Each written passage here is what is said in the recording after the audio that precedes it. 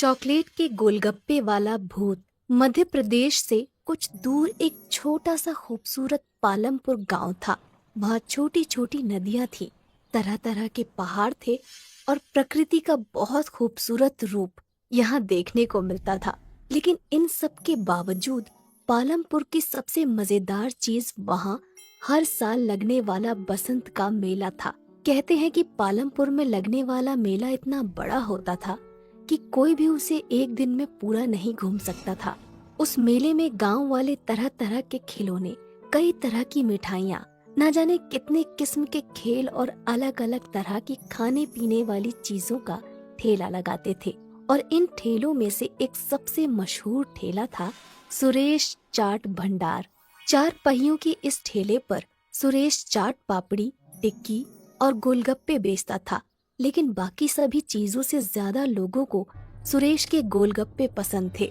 मेले में हर रोज सुरेश ठेला भर कर गोलगप्पे लेकर जाता था, लेकिन शाम होने से पहले ही उसके सारे गोलगप्पे बिक जाते थे। काफी बड़े बड़े लोग सुरेश को हराने की कोशिश कर चुके थे, लेकिन कोई भी उसे हरा ना सका, क्योंकि उसके गोलगप्पों की बात ही अलग थी।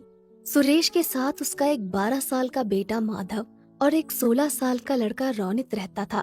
रोनित सुरेश का बेटा नहीं था, और पिछले साल एक दुर्घटना में अपनी बीवी को खो देने के बाद सुरेश ने अपना हाथ बटाने के लिए रोनित को साथ रख लिया था। रोनित अनाथ था। मेले में सिर्फ एक दिन बाकी रह गया था। सुरेश और रोनित दोनों तैयारियों में लगे हुए थे। सुरेश जल्दी जल्दी गोलगप्पे तल रहा था। तभी उसकी नजर माधव पर जाती है, जो बने हुए गोलगप्पों के साथ कुछ कर रहा होता है। माधव बड़ा ही चंचल होता है। वो गोलगप्पों में कभी कुछ मिला देता तो कभी कुछ।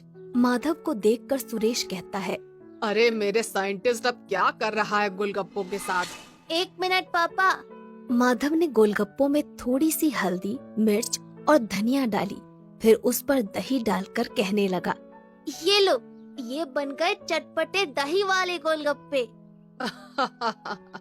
जब तू गोलगप्पे बेचेगा ना, तब ये सब नुस्खे अपनाना। अरे माधव पढ़ लिख कर गोलगप्पे क्यों बेचेगा? क्यों, क्या खराबी है? काम इंसान को छोटा बड़ा नहीं बनाता, बल्कि इंसान काम को छोटा बड़ा बनाता है। अच्छा, मतलब ये गोलगप्पों में मिर्च धनिया भरकर बड़ा इंसान बन जाएगा? क्या पता बन जाए। तुम्हें पता है, माधव जिस उम्र में है, उस उम्र में एक इंसान का दिमाग सबसे ज्यादा तेज होता है। वो ये सब बातें कर ही रहे होते हैं कि तभी माधव चिल्लाता है, ये देखिए पिताजी, मिट्टी के गोलगप्पे। ये देखकर रोनित हंसने लगता है और कहता है, अगर गोलगप्पे में मिट्टी मिला देना दिमाग है, तो अच्छा है मेरे में कम दिमाग है। अच्छा चुप रहो, वो हरी वाली पोटली लाकर इस पानी में मिला दो। मैं बाहर काम से जा रहा हूँ, आते हुए रात को देर हो जाएगी। ये कहकर सुरेश वहाँ से चला जाता है और रोनित पोटली के पास चला जाता है। वहाँ 2 रंग की पोटलियाँ होती हैं, एक लाल और एक हरी। रोनित गलती से हरी की जगह लाल वाली पोटली उसमें मिला देता है। तभी उसे बाहर से कुछ आवाज आती है और रोनित बिना पानी को देखे ही बाहर चला जाता है। उसने ध्यान ही नहीं दिया कि पानी का रंग हरे की जगह काला हो गया था। रात को जब सुरेश घर वापस आता है तो देखता है कि माधव अपने बिस्तर पर सो रहा होता है, पर रोनित घर में कहीं नहीं होता। सुरेश को लगता है कि वो काम खत्म करके अपने दोस्तों के साथ खेलने चला गया होगा। रात को सोने से पहले वो निश्चय करता है कि कल की तैयारी का सारा सामान देखकर सो जाएगा। वो चाट पापड़ी देखता है, जो कि बिल्कुल ठीक होती है। गोलगप्पे भी अच्छे ही दिख रहे होते हैं। फिर वो पानी के ड्रम से ढक्कन हटाता है और देखता है कि पानी भी देखने में बिल्कुल ठीक लग रहा है। उसका रंग भी आम तौर की तरह हरा ही है। सुरेश चैन की सांस लेता है और सो जाता है। अगले दिन सुबह सुबह सुरेश मेले में अपना ठेला लेकर पहुंच जाता है। सुरेश काफी थका हुआ था, क्योंकि रोनित अभी तक वापस नहीं आया था। इसलिए उसे अकेले ही सारा सामान ठेले पर लाद कर मेले में आना पड़ा। वो रोनित से गुस्सा भी था और उसे उसकी फिक्र भी हो रही थी।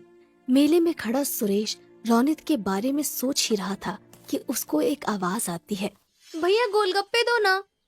जी देता हूँ। भैया जैसे पिछली बार खिलाए थे ना, तीखे वाले, वैसे ही देना। सुरेश ने उन्हें गोलगप्पे खिलाए। गोलगप्पे मुंह में रखते ही लड़की ने वापस बाहर निकाल दिया और कहा, ये क्या वाहियात गोलगप्पे हैं। सुरेश चौंक गया। लड़की ये कहकर वहां से चली गई और सुरेश ने एक गोलगप्पे में पानी भरकर अपने मुंह में रखा। उसने फौरन उसे बाहर निकाल दिया क्योंकि गोलगप्पे का स्वाद सचमुच बहुत खराब था। जल्द ही ये खबर पूरे मेले में फैल गई और कोई भी सुरेश से गोलगप्पे लेने नहीं आया। शाम तक एक भी गोलगप्पा नहीं बिका और परेशान होकर सुरेश वापस जाने लगा। वो अपना ठेला खींचता है और वापस जा रहा था कि उसने देखा कि मेले में एक नई दुकान लगी है जहाँ काफी भीड़ है। उसने पास जाकर देखा तो एक नई कंपनी गोलगप्पे बेच रही थी और लोगों की भीड़ वो गोलगप्पे खा रही थी। सुरेश इधर उधर नजर दौड़ा ही रहा था कि उसने देखा कि गोलगप्पे रौनित बेच रहा था। सुरेश समझ गया कि ये वही कंपनी है जो सुरेश को काम पर रखना चाहती थी, पर सुरेश के मना कर देने पर उन्होंने रौनित को पटाकर उसका काम खराब कर दिया। सुरेश कुछ नहीं बोला। उसने अपना ठेला लिया और चलने लगा। उसे इस बात का दुख नहीं था कि उसके गोलगप्पे नहीं बिके, पर इस बात का ज्यादा दुख था कि जिस रौनित को उसने अपने बच्चे की तरह पाला, उसने उसे धोखा दे दिया। यही सोचते सोचते वो घर पहुंच गया। उसे देखते ही माधव बहुत खुश हुआ और बोला, पापा, आप इतनी जल्दी आ गए और सारे गोलगप्पे वापस क्यों ले आए? वो बेटा, पता है मुझे, आप इसलिए लाए ना ताकि मैं नए गोलगप्पे बना सकूं। सुरेश ने मुस्कुराकर कहा। हाँ बेटा, जाओ नए गोलगप्पे बनाओ। ये सुनकर माधव खुश हो गया और कुछ गोलगप्पे लेकर वहां से चला गया। सुरेश वहीं बैठकर सोचने लगा कि कैसे अपने गोलगप्पे बेचने का काम दोबारा से शुरू करे। वो ये सब सोच ही रहा होता है कि माधव अचानक उसके सामने आकर कहता है, पापा, आ करो। अरे क्यों? आ करो ना।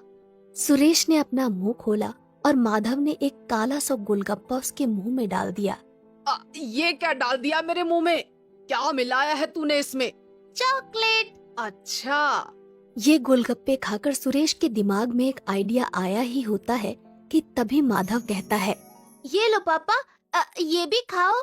सुरेश मुंह खोलता है। इसमें क्या मिलाया है तुमने? मिट्टी और लाल मिर्च। सुरेश हंसने लगता है और माधव को गले से लगा लेता है। फिर सुरेश पूरी रात अपने कमरे में कुछ करता रहता है। अगले दिन मेले में रौनित के गोलगप्पे बिक रहे होते हैं। तभी एक आवाज आती है, ये क्या खा रहे हो? वहाँ चलो सुरेश के पास, कुछ नए किस्म के गोलगप्पे आए हैं। ये सुनते ही सब सुरेश के पास चले जाते हैं और देखते हैं कि उसके ठेले पर चॉकलेटी रंग के बेहद खूबसूरत और अलग से गोलगप्पे रखे हैं। सब वो गोलगप्पे खाते हैं और सुरेश की बहुत तारीफ करते हैं। तभी रौनित वहाँ आता है और कहता है, तुमने ये कब बनाए? मेरे जिस बच्चे का तुम मजाक उड़ाते थे उसी का आइडिया है ये। ये किसके गोलगप्पे हैं? चॉकलेट के। अच्छा, मैंने तुम पर बहुत भरोसा किया था रौनित, पर तुमने वो तोड़ दिया। रौनित कुछ कहने ही वाला होता है कि अचानक भीड़ से आवाज आती है, और गोलगप्पे दो भैया। अरे भैया, और गोलगप्पे तो खिलाओ। अरे बिल्कुल बिल्कुल, अभी खिलाता हूँ मैं। ये कहकर सुरेश गोलगप्पे बेचने लग जाता है और दोबारा पालमपुर के बसंत के मेले का सबसे मशहूर गोलगप्पे वाला बन जाता है, चॉकलेट के गोलगप्पे वाला।